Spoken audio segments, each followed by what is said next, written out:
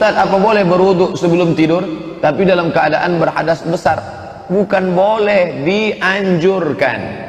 Nabi SAW kalau berhubungan kelamin dia di waktu malam, maka kadang-kadang dia mandi, kadang-kadang dia berwudu saja, dibasuh kemaluan, setelah itu berwudu, tidur. Begitu sunnah. Banyak yang komen di YouTube, kalau Ustadz punya pengetahuan yang luas, kenapa Ustadz gak nyambung jadi doktor?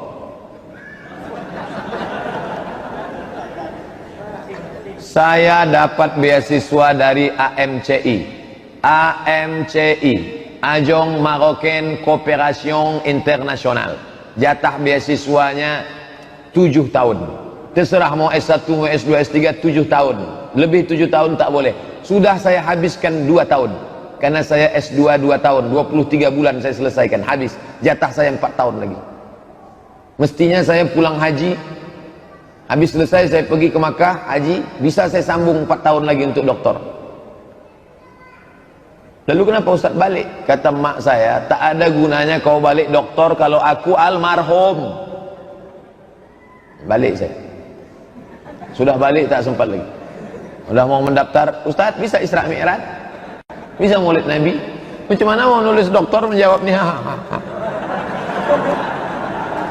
Oh, jadi Ustaz nyalahkan kami nih? Enggak. Doakan aja lah. Nanti dapat doktor honoris causa 1000 jam di YouTube, katanya ada hadiah doktor. Bolehkah menggunakan obat-obat? Laki-laki pakai obat kuat. Orang yang biasanya pakai obat kuat karena dia tak kuat.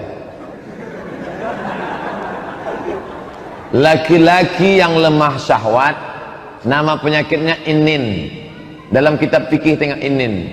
Orang yang kena penyakit ini dianjurkan berobat setahun.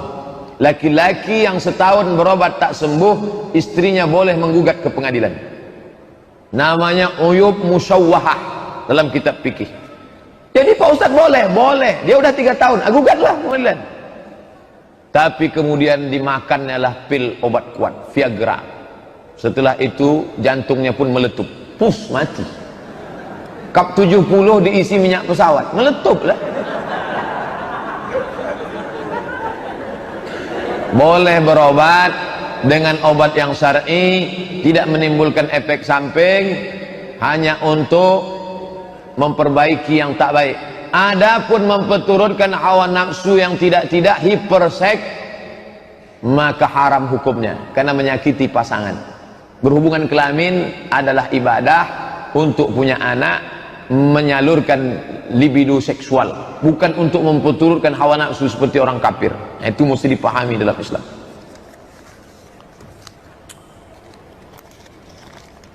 Apa dalil khitan dalam Al-Quran? Sebutkan dalil khitan. Awwalu man ikhtatana, yang pertama kali berkhitan, Ibrahim alaihissalam, wa umruhu samanun, umurnya 80 tahun, bil qudum. Datang orang, dibukanya kamus, kudum, kampak. Nabi Ibrahim berkhitan 80 tahun pakai kampak. Akhirnya Cina-Cina yang di bawah mendengar takut, lari mereka, hanya pakai kampak lah. Padahal coba tengok syarah Sahih Muslim. Apa kata Imam Nawawi dalam kitab Al-Minhaj syarah Sahih Muslim Ibn Al-Hajjaj?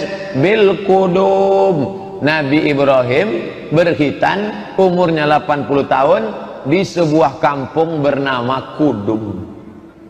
Nama kampung itu Kampak. Di Riau ini ada, di Sumatera ini ada kampung Kampak, ada jalan ke Medan, Cikampak. Dia nanya pakai Quran. Kata dia, kalau tak ada Quran, kalau ente pakai Quran, saudaraku, tak usah sholat subuh, karena tak ada sholat subuh dalam Quran. Ada tak? Ya ayyuhallazina amanu shollu sholatas subhi raka'ataini adaan ma'muman lillahi ta'ala. Mana ada? Ayat Quran itu global. Lalu penjelasan detailnya di mana? Dalam hadis. Ayat Quran tentang khitan mana? Innallaha yuhibbut tawwabin wa yuhibbul mutahhirin.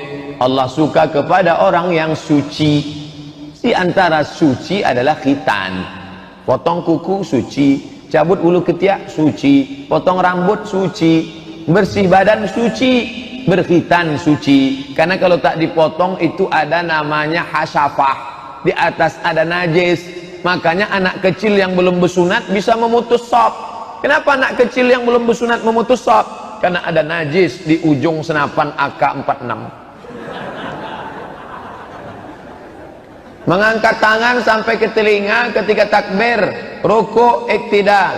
Itu harus apa tidak Pak Ustadz? Sunnat. Rukun, syarat, wajib, sunat. Ngangkat tangan 4 itu sunat. Allahu Akbar. Allahu Akbar. Sami Allahu liman hamidah. Nanti pas mau sujud, mau bangkit dari sujud, tasyahud awal, Allahu Akbar, sedaun telinga. Allahu Akbar, 1. Allahu Akbar, 2. Sami Allahu liman hamidah, 3. Bangkit dari tasyahud awal, Allahu Akbar. Mengangkatnya sedaun telinga atau sebahu? Allahu Akbar. Perempuan lebih tertutup lebih baik. Perempuan bagus sampai sebahu. Laki-laki pilih 2, sedaun telinga atau sebahu. Ada mazhab yang tak mengangkat tangan, ada. Mazhab yang mengangkat sekali saja, Hanafi. Hanafi cuma sekali aja, Allahu Akbar. Lain-lain dia tak angkat lagi. Jadi kawan saya itu Hanafi lah Pak Ustaz. Belum tentu juga. Bisa jadi dia Hanafi, bisa jadi dia malas, bisa jadi dia tak tahu.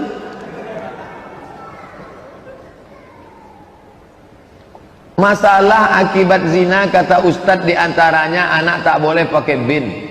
Banyak juga tetap yang pakai bin karena anak hasil zina. Bagaimana menurut Pak Ustadz? Karena akte, karena kita tak ikut orang banyak. Nanti kalau orang banyak pakai celana pendek, kalau orang banyak pakai koteka, hukum bukan ikut orang banyak. Banyak Pak Ustadz yang melakukan wa in tuti aktsara man fil ardi yudilluka an sabilillah. Kalau kau ikut orang banyak, mereka menyesatkanmu dari jalan Allah. Yang diikut itu dalil, bukan orang banyak. Asal orang banyak buat enggak. Mengapa Ustadz ceramah selalu pakai baju putih? Sunnah pakai baju putih. Sunnah Nabi Muhammad pakai baju putih. Kenapa Ustadz pakai peci hitam? Nabi Muhammad pakai sorban hitam. Kenapa Ustadz tak pakai sorban? Hilang hidung saya. Sorban ada dong. Nabi Muhammad pakai baju putih. Ada SMS masuk, Ustadz kalau bisa jangan baju putih teruslah. Kami bingung mencari videonya. Buka ini, itu lagi, lebih putih. Gantilah Pak Ustadz, kadang-kadang hijau, kadang-kadang biru, biar mudah kan. Ingatlah judulnya. Jangan baju saya suruh robah. Judulnya ingat. Judul pengajian tuh ingat. Saya pula suruhnya ganti baju. Bagus, anak-anak muda ini sedang semangat, bagus.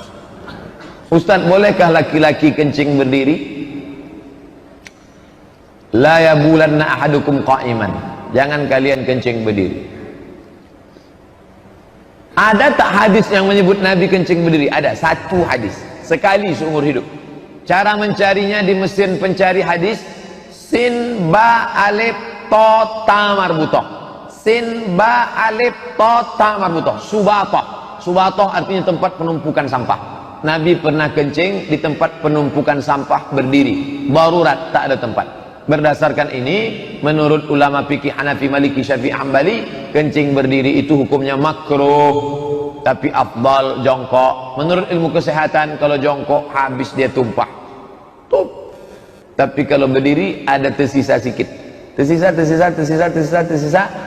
menjadi batu di dalam. Oleh sebab itu bagus jongkok habis. Manfaat kedua, jatuh air kencing ke bawah, memercik ke atas, naik kaki ke kaki celana, kena ke lutut, solat kena najis. Makanya dulu kalau kita pergi ke kampung, makcik mau solat makcik, tunggu kejap ya, dia kasih kain sarung. Bahkan saya tengok banyak jamaah masuk jok mobil motor ada kain sarung, supaya apa? Solat nanti ganti celana, kain sarung, karena takut terpercik. Bagus, menghilangkan was-wasa jongkok. Mana yang harus dikerjakan antara solat qabliyah isya dengan sholat tahiyatul masjid? Dua-duanya buat. Waktunya sempit Pak Ustadz, qabliyah. Kalau laksanakan qabliyah dapat tahiyatul masjid. Tapi kalau laksanakan tahiyatul masjid tidak dapat qabliyah. Begitu dalam fatwa Syekh Abdul Aziz Ibnu Baz, Mufti Saudi Arabia. Laksanakan qabliyah, dapat tahiyatul masjid. Kalau laksanakan tahiyatul masjid, tak dapat qabliyah. Kalau waktu mepet tinggal 2 menit. Tapi jangan gara-gara ini terlambat terus datang.